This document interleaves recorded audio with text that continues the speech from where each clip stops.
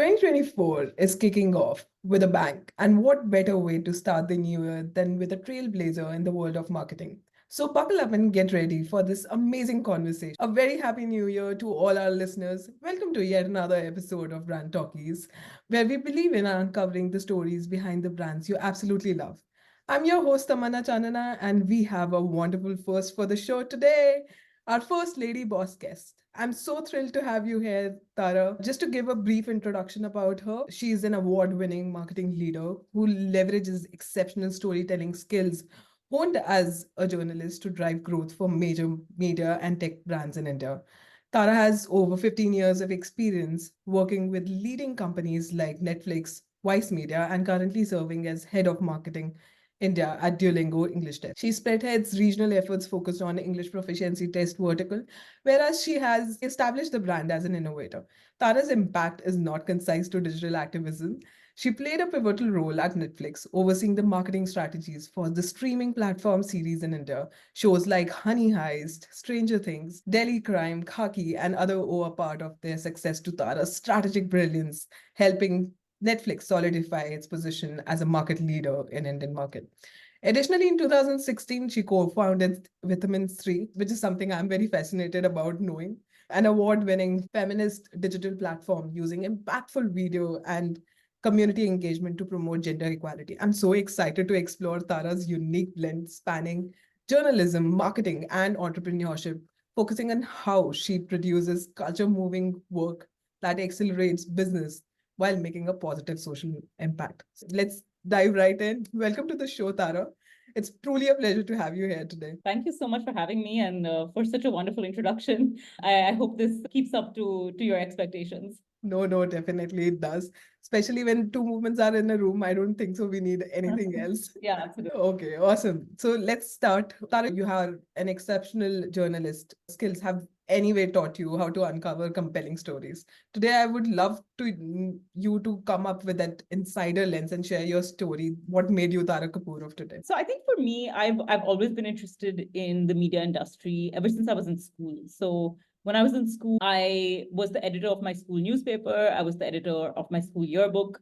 And those are productions. There's a process that goes into it. You're hitting the deadlines. Our school used to allow us to take an extra night, like we used to work in the night in case we weren't hitting our deadlines, which was really interesting. Like you didn't really see that happening when you were growing up. And I think I really enjoyed that process. Like I really enjoyed one, coming up with stories, the editorial angle, going and interviewing people, going through that entire process, and then finally putting it all together and getting a product out there. Yeah. But when you're in school, it's kind of single-minded in terms of what direction you think that means, right? So because it was a newspaper, I thought journalism was what I wanted to do, right? And because I liked multiple media, I was like, oh, I want to be a TV journalist, because my horizon was narrow, and that's what I thought the world, that was what my exposure told me I should follow as my path. So I did an English major after that. I went to journalism, and then from there, I became a journalist, right? Because that just felt like the natural. When I moved from education to the real world, I realized that actually journalism wasn't my calling. There was a lot that I liked about journalism, right? So when I started my career, I was a TV journalist and I was reporting for a show a bit similar to this. I was reporting and producing a show called Brand Equity, and that was covering the marketing and advertising industry. And for me, that was my exposure to the advertising industry suddenly, and I was like, I loved the way marketers came up with insights and came up with an entire campaign and what they were putting out. I loved the creative angle of creating an amazing ad that everyone was talking about. I loved the production timelines of, kind of getting a campaign out there. So suddenly it was like a eureka moment happened, right? Where I was like, hey, I think not journalism that I want as my career path. I would want to be in advertising and marketing because there's a lot of similarities in some ways between journalism and advertising, or at least content marketing. But the part that I enjoyed the most of journalism was actually storytelling in a certain way. And I think that comes out in marketing. So that's when I decided to make a pivot in my career. And I joined Supari Studios, which was an up-and-coming digital studio at that time. That's where I launched Vitamin Stree. That's where a lot of these big moments happened for me in terms of like developing campaigns, pitching to brands, building my portfolio of work. And then from there is where a bunch of the global brands happened for me. So post Supari, I joined Vice, and then from Vice, I joined Netflix. And now, like you said, at Duolingo. So quite a journey, but it all kind of ties in together in some shape or form. Yeah, definitely a great journey. I would say one of the roller coaster journeys that I've heard after so long. So yeah, definitely. Thanks for sharing that. What was your aha moment in your career when everything clicked and you realized you are onto something really big? Yeah, I think for me, it was kind of that point where I realized I wanted to shift my career path, where I realized that instead of reporting and covering marketing and advertising, I wanted to be a person creating it. So I wouldn't say that there was one particular moment, but it was sort of through those progressive conversations, I started feeling really hungry for the next step, and I got a lot of clarity in terms of what direction I should move into. So it wasn't a particular moment, but I think it was during my period at brand equity where something clicked, where I was like, I'm on the wrong side. Like I'm in the right space, but I'm on the wrong side of the table, and I think that's kind of what I've pushed myself towards as I've kind of progressed in my career. But who knows what's next? I think, you get comfortable, you take yourself out of that comfort zone, you put yourself into something else, and then suddenly you realize that, hey, maybe what I thought was my calling is suddenly something very different, right? Like I made a very similar shift recently when I shifted from entertainment to education. And again, that was, kind of taking myself out of a comfort zone and putting myself into something where, and I love the discomfort. I actually love having these feelings of not knowing and then trying to solve a problem. And then once you solve that problem, that excitement and joy that comes out of that, I think is really amazing. So yeah, I don't know what's next, but I think one eureka moment for me was definitely during some interviews at Brand Equity. Wow, nice.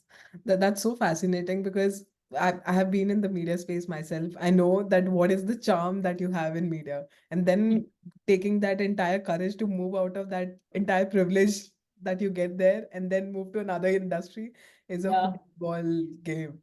I Yeah. do remember when I took a shift from HT to Whatfix. It was indeed a complete change that happened. But yeah, for sure. It's so interesting to know someone has the similar set of stories. Absolutely. Yeah. Okay. So the next round is called a buzzer round, where you have to answer these questions in one word or one sentence. This is basically to make sure that you are comfortable enough for the next round of questions that I'm going to ask you around the storytelling aspects. So let's go dive in. If your suitcase could spill the beans, what wild tale would it share from your last adventure? So I don't think it would necessarily be a wild tale, but I think it would probably say that there's always space for something new, So I think for me, whenever I go on a holiday or I go anywhere, I always want to experience something different or something new, right? So my most recent trip that I actually went on a holiday was to the hills. I actually went back to where my school is, but I did something completely different. Instead of visiting my campus or doing something like that, I went on an art retreat and I painted, which I've never done on a vacation before in my life. Suddenly I'm packing a canvas with my art in my suitcase, which is now on my wall, So for me, you never know what that unexpected thing, like my suitcase is always going to be like, I don't know what she's going to bring back this time, but it's going to be something new. It's going to be something different. And that's something I try to do on most vacations is either eat something different, try something new, buy something I wouldn't typically buy, go through a new experience, try something different. I think that's always been my mindset when I'm on vacation. Wow. That sounds like me. I think that sounds like a lot of marketers. All right. Awesome. Coming to the next question. If your bedtime stories were an animated character, how would it kick off with a classic once upon a time story? This is a hard one, but I think for me, it's going to be a little cliched in terms of what I'm saying, but I think it would be the girl who just kept on trying, so that whole idea of try and try again. My character would be that person who's always falling down, but always picking herself up and always going, that determination to sort of do what's next. I would see a children's book kind of building out around the girl who just kept trying, right? So that's been my motto in life. I think that's the childhood story my parents have told me forever, which is always pick yourself up, always keep trying. And I think the story would follow that kind of an angle for sure. I think you should start writing a book around this for sure. Young kids literally love. I do relate to that.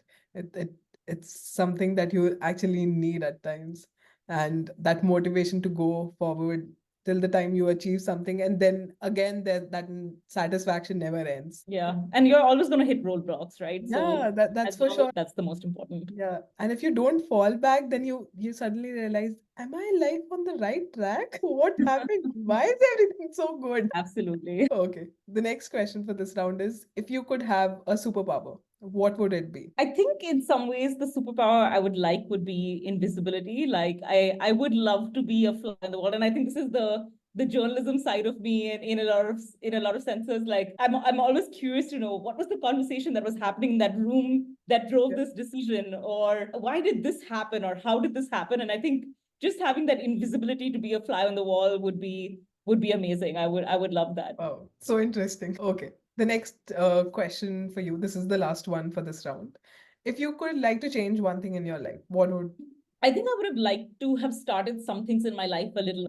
I always feel like I'm running out of time for things. Like I wish there were certain things that I did faster or I started earlier in life. So and there were some things that I actually started earlier in life and then I forgot about and then I restarted in life and Yeah. again I wish I restarted it earlier. So I think that's my one regret, right? Like I knew I wanted to get into marketing and advertising, but it took me a while to get there and it took me a while to break out of a different industry and sort of make that move. So I wish I kind of pushed myself sooner. I wish I started running earlier, so I used to run a lot in school, but I only restarted it in 2014 and then again I've kind of fallen off the bandwagon, and it's kind of like you just always feel like you're running out of time to do everything that you want to do. So yeah, I just wish I wish I had some of my eureka moments earlier, basically. I feel it's never late to do something. Better late than never, for sure. Indeed. Okay, coming back to the topic for today, I'd like to ask you some questions around training. And since you have that kind of mastery in it, so let's just relate to your experience from Netflix itself. All right. Netflix has anyway mastered the art of highly binge-worthy content. What are some of the key storytelling tricks they use that most of the brands should adapt in their own campaigns? I think for Netflix, what really works for it is just diversity, right? Like the fact that there's a story for everyone and it's a very diverse catalog of content, right? So, for instance, every person that exists out there has different preferences, right? So, Yeah.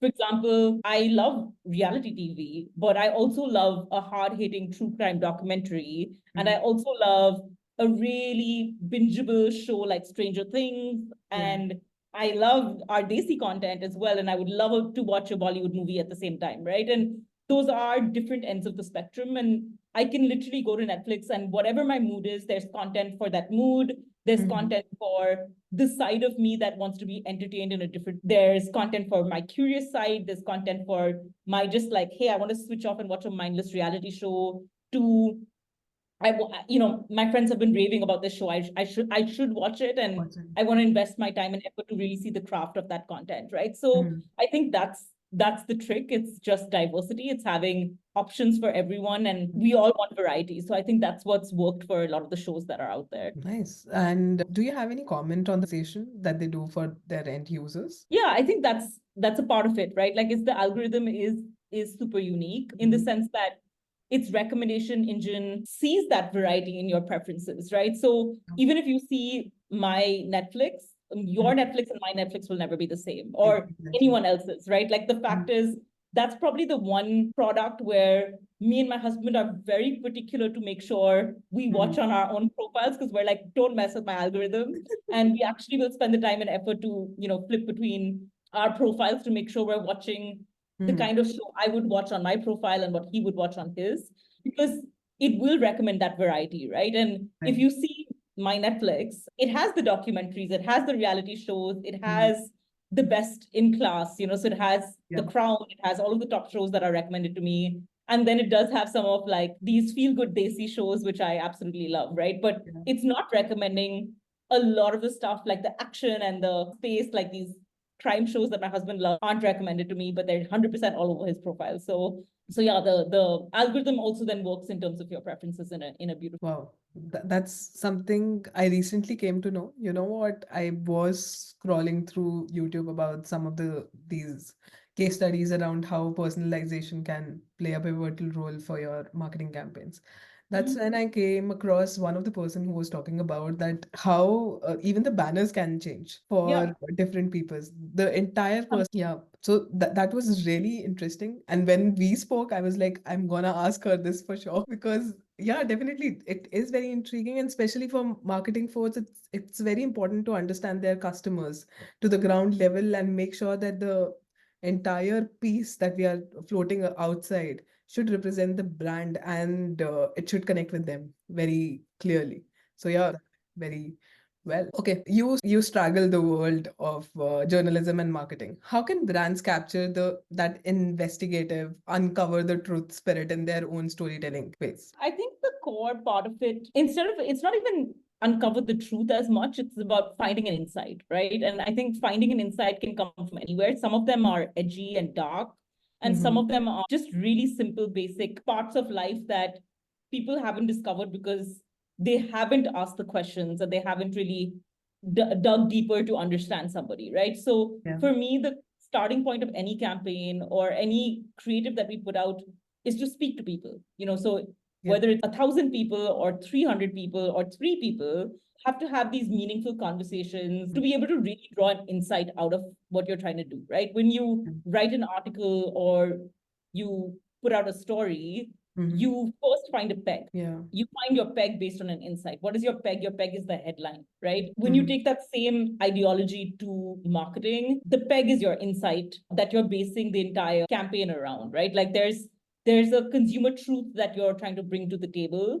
and you're building your campaign around that, right? So I think the approach of how you craft and come out up with that insight is really beneficial if you follow the way a journalist would do it to uncover the crux of their story. So for me, that's something that I've brought to any campaign that I put out. And it's something that came very organic to me because, I've done this for a large part of my career, right? So I think really being able to hone in and be like sometimes I have to redirect my agency to be like, hey, of this entire presentation that you've put out, there was this one line on your deck that I thought was so powerful because that is the core insight. And then we've kind of repivoted our entire campaign around that because it's literally in front of you, but you don't see it, right? So that angle from a journalist, that attention to detail, finding that little gem in the middle of a haystack, I think is the part of how I think journalism and marketing can learn from each other. Yeah, definitely, for sure. And especially that eye for that detail is very important when it comes to making sure that whatever campaign you are putting outside should have a word, and whatever you are making, word should have an impact. That's what Absolutely. I have learned throughout the years that I've been in marketing. But yeah, great. All right, let's go to next question. What is the most common mistake you see brands make when attempting narrative-driven marketing campaign? I think they try to please everybody, which is a hard part, right? Like with a campaign and an ad that you put out, you suddenly are like, hey, but we should also speak to this demographic and this demographic because everybody wants to buy our product. And in that process of trying to serve everybody, you end up serving nobody, right? So I think that's the most common mistake that I see, where sometimes marketers want to make their creative risk averse. So they don't want to just have a strong point of view. They want to be neutral and they want to sort of just say one thing and hope that that one thing will speak to everybody. But I think that the strongest creatives are the ones that, like I said, have a powerful insight, but also know exactly who that insight is for and who they're trying to speak to. So I think being more specific and then targeting that demographic in the right space is something we don't see enough. Yeah, that's so true. Because a lot of people don't put that kind of effort as well to Yeah. understand how exactly and what is the right geography. I've seen a lot of companies, what they do, they have a stagnant campaign across different geographies. Yeah. Whereas recently, have you seen McDonald's new ad? They have the same content, but in different, for Pakistan, the entire team that you'll see, they'll be wearing burqa, and they were actually saying McDonald's with their wink over it. Yeah. It was really Even beautiful Spotify because did an amazing job of this. So the Spotify campaign, when they were talking about different regional music for different regions, they yeah. created such a large variety of ads that cater to that diverse portfolio of people that they were speaking to. And Yeah. music is so personalized, right? So Yeah. I think they did a fantastic job of something like that as well. Yeah, I think different companies, different ideas come together and make sure that the people are really getting that kind of story. and they're just based on their own geographical reason. So yeah, Yeah. definitely it's a good examples to share with. All right, tell us about the most innovative content marketing campaign that you have seen recently, either from a brand or a customer. What made it stand out and as something pushing narrative boundaries, and you feel that okay, this is something which has literally put your nerve on it. Yeah, I think one, like I wouldn't say it's necessarily pushing boundary, but I think it uses technology in a really innovative way. I think, like I said, the Spotify campaign was very Yeah. powerful. I loved the one they did recently where they put the artists on the billboards and really highlighted faces that you don't necessarily see Mm. in the forefront in India, right? Like singers have always been playback singers, they've always been in the background of the movies. Yeah. But I loved that they went all out with a from a billboard approach to celebrate music in that manner and celebrate the artist. I thought that was really powerful. I think the way that they do their year-end localization, that personalized year-end campaign of Spotify, the Spotify Wrapped campaign, I Yeah, think that's that's really that. well done because it uses technology, it uses data in a really smart way. And Mhm. for some reason, it's the one brand that people don't find intrusive when they're pulling out your data in that manner. And then how they then elevate that onto billboards again, like the way they're like, this person listened to Mariah Carey 100 times in one day or something like that. Like they find these really beautiful nuggets from their consumers and put it out, which I think is amazing. Yeah. And like I said, the localized ads that they put out, I think also just had so much thought behind their campaign. Like nothing is done in a way that feels copy paste. It feels like there's a lot of effort and thought into everything that they put out in every shape and form. And I think the other one that it's not necessarily super recent, but the Cadbury Shah Rukh Khan campaign and how they used AI for Diwali, I think was a great campaign because that really made you feel something, even though it was using technology in a certain way. It was really smart, really played into Diwali well, Yeah. fell into angle of celebration really beautifully. So I think those are two Yeah. examples that stand out to me. One just in terms of everything they do, and one in terms of a specific creative. No, no, definitely. They make a lot of sense, especially for Cadbury. Cadbury has their heart and soul into. You remember the one campaign that they started off, Meetha, what exactly was the name? Every celebration is with something on those terms. I'm just forgetting that particular name. And the way they actually marketed it was, matlab, it was just like for every Diwali, if you want to buy sweets, you'll go and buy a Cadbury. Yeah, So yeah, that was the kind of relation, especially for festivals like Rakhi and all of that. In India, they place it very, very yeah. well. They're at the heart of celebration, which I think Yeah, is exactly. It's damn good. And I love the way they position themselves. They know the emotion of their customers so well that now you really realize that a brand is nothing without your customer's mood. And you absolutely. have to celebrate that mood every year. So yeah, thank you so much, Tara. We come to an end of this amazing conversation. And frankly, I want to do more of these conversations with you. This was so good.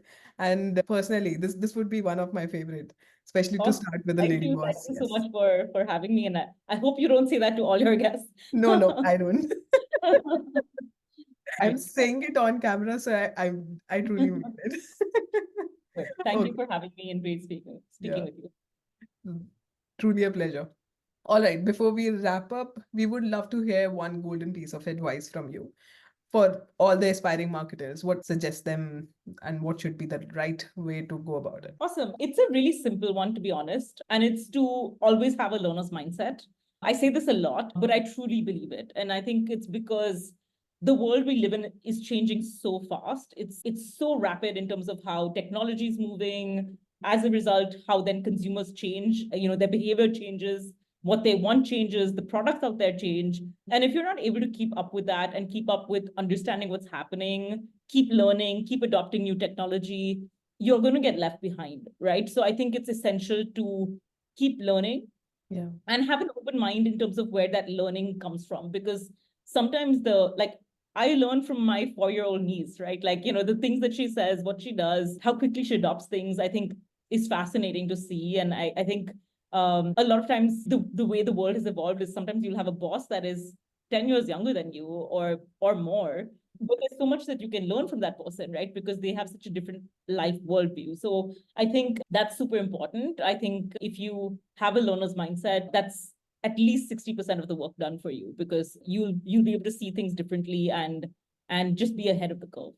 Yeah, definitely. It sounds so good because that is just a basic thing that anyone in any profession can follow. And trust me, when you say it, a lot of people will relate. One of the key things that people have forgotten was that learning was the ever edge that was driving the entire force. And now, after Absolutely. COVID, people have started doing it again. So yeah, definitely that's a valid point. All right. Thank you once again, Tara, for an enlightening discussion. Listeners, we hope you are being inspired to stay on the top of the latest marketing trends. And remember, you can catch the BT Show on your favorite audio platform, whether Spotify, Apple Podcasts, Google Podcast, Amazon Music. If you prefer visuals, head over to our YouTube channel and hit the subscribe button for more exclusive content. Until next time, embrace creativity, innovation, and cutting edge of technology. The future beholds to those who shape it. From all of us at Brand Talkies, stay tuned. Sayonara.